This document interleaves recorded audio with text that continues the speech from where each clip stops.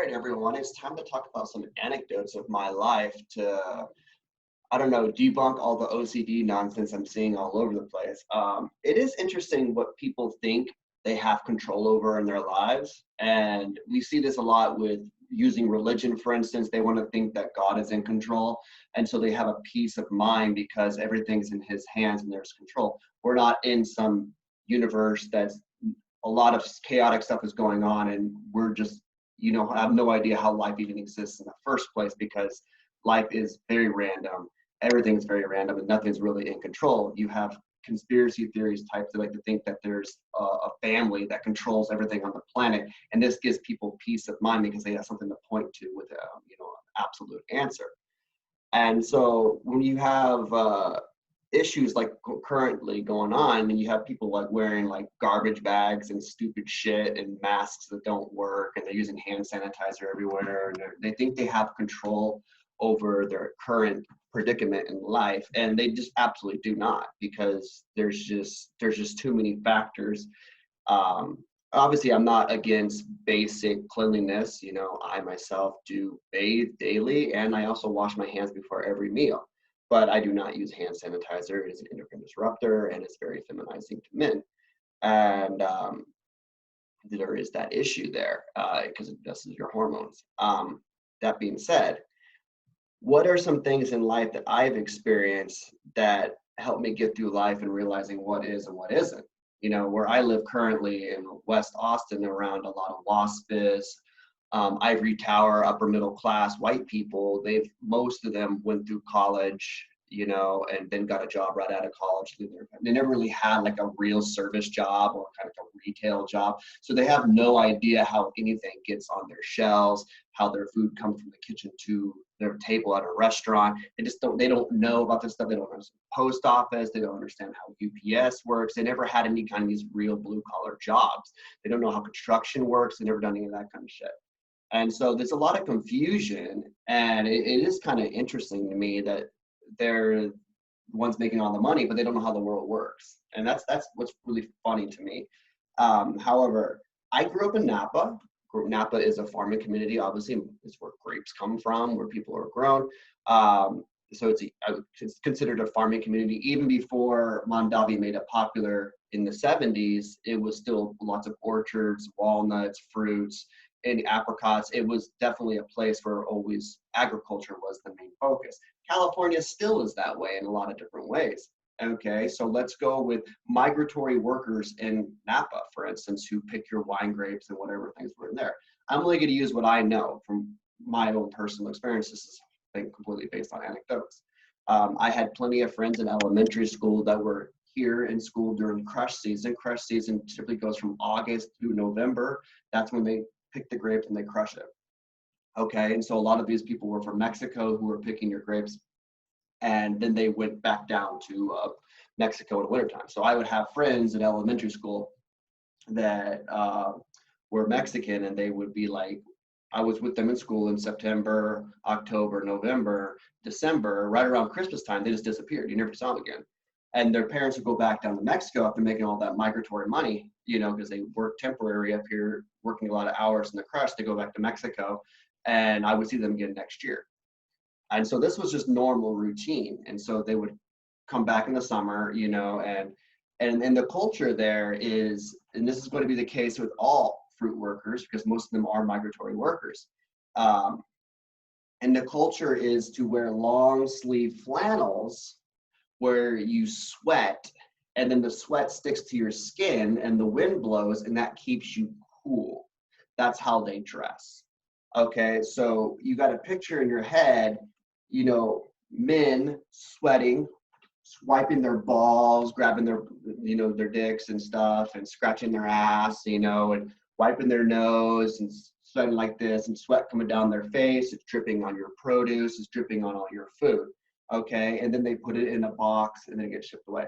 The companies don't wash the vegetables or the fruits or the grapes, for instance. It's also covered in pesticides, depending on what kind of pesticides. Is it organic, is it not? So your fruits and vegetables come to you incredibly dirty, and there's really no regulations on that kind of stuff. And so you're gonna have ball sweat, ass sweat, snot, spit people cough and smoke all over your vegetables, okay? So if you're not washing them and you're afraid of germs, I suggest you start, okay? That would make most sense. Um, that being said, let's continue on other jobs I've had in the area. I worked in restaurants, and I worked in Napa restaurants, and these are the best restaurants on the planet. I don't work at corporate restaurants. I only worked at one corporate restaurant, now at Hard Rock Cafe, and I'll get to that in a second. But I worked at restaurants such as Auberge du Soleil. I worked at restaurants such as Red in Yountville, and these are Michelin grade, Relais Chateau, 5-star, 4-star, whatever grading system you want, Michael Bauer type restaurants. And in these restaurants, you have a limited amount of staff. And so you can't call in sick. Many, many times we literally had plague going and everyone had the flu in the kitchen. Okay. I was expediting food, and I remember one time like snot coming out of my nose and landed on a plate. And this is restaurants that are $60 to $100, $120 a head. Okay, it fell on the plate. Chef saw it, but you have so much pressure to get everything out, food goes out. I tell people on a regular basis, if you're afraid of germs, don't eat at restaurants. And these restaurants are the ones that are getting the 100 on this cleanliness, and they scrub it down every night. But that doesn't mean the workers are clean. Do we wash our hands after we use the bathroom? I think most people do. I did. I thought that was right, that was polite to do, but you're still touching everything. You're grabbing plates. Everything's getting touched all the time. You're wiping your nose, your face, all this kind of stuff, and then you're making tea and coffee, and there's just germs everywhere. Okay, this is in really fine dining restaurants. You have a lot of issues with drug abuse in the Napa industry, because a lot of kids will go through culinary school and they come out of school with $120,000 in debt, and they go to Napa thinking they're going to be a chef, and they're making $8 an hour in California, living in a van down by the road, or they have living in a house with 4 roommates, and they live terrible lives, and they get really depressed. They get on cocaine, they're alcoholics, things like that. Many people working in kitchens, especially in the corporate restaurants, are going to be convicts. They're going to be people who are drug addicts. They're going to be people who can't get jobs everywhere else. That's who cooks your food in restaurants. Okay, and so you can imagine how they live at home. What kind of rat's nest? Do they have scabies? Things like that. These are all relatively reality. This is reality in the restaurant scene. In Hard Rock Cafe where I worked, many of my fellow servers were on pills and drugs. I was weird because I didn't do any drugs. I ate organic, but I was a Jehovah's Witness, and Jehovah's Witnesses take what they can get, whatever allows them to preach the good news. So my job in my mind at that time was minister. But I had to make money because witnesses do not get paid. And so I had odd jobs in construction, cleaning, restaurant work. I've had a lot of different jobs. And so working in restaurants made the most sense because there's a lot of flexibility in the schedule. And so, yes, that's who's cooking your food. That's who works in restaurants. Okay, these people cough and spit and sneeze, scratch their balls, scratch their ass, and this is like literally all day long. They touch the same computer. We use the same computers to type in our codes, and so everyone's hands are touching nonstop. I may wash my hands working a shift 3 times. After maybe making a mess, I'll wash them again, but that's just the way it was. And this is reality. People ask me, I've worked as a temp agency at a Keurig cup factory, the little coffee cups. This was Green Mountain. This was in Knoxville, Tennessee. I believe the factory is shut down now, but they had 2 shifts, 12-hour shifts, a daytime shift and a nighttime shift. And the factory ran 24 hours. Okay. And so you have to take up the big coffee bags and attach it to the robot, into the machine, and you're leaning over and it's hot in there. So your forehead sweat falls into the coffee, and then it pours into there. Forehead sweat's not that big of a deal. Okay, so what do you have to do? Well, it's the person's job to reload the robot using your hands to put the cups back in there. Okay, so you don't wash your hands that often working in the factory. The sinks aren't there, and you only get so many bathroom breaks. And so whatever you're touching, you wipe your nose, wipe your ass, scratch your balls, things like that. This is what people do. This is what humans do. So you reload the plastic cups into the machine. The machine goes through, makes coffee. I don't touch most of the cups, but every hour I had to measure 5 to make sure the machine was accurate with my scale. So there was enough coffee in each one. And so I had to grab 5 cups, okay, and then you go, and you know, and then you do your little math thing, and then you throw them back into the pile. You don't throw them away. You know, they go back in the machine and they get boxed up and sealed and everything. And so that product is then wrapped up and things like that. It goes into a factory, it gets loaded, and then it's brought there. I also worked as a shelf stocker in Oregon at a Safeway, okay?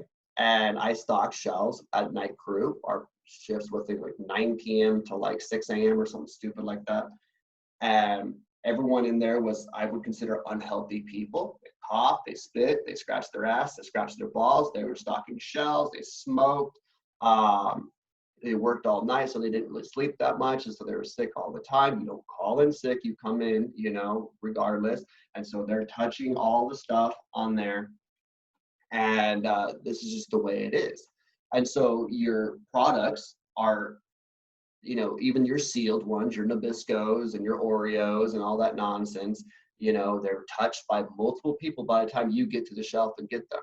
And so when you see the grocery stores saying, oh, we're trying to limit shit and keep things clean, they're at this absolutely delusional thinking. It's just grandstanding. They're just trying to make people who don't understand how things work feel better about buying their products, because they obviously want to make money. That's what they do. That's what Whole Foods is there for.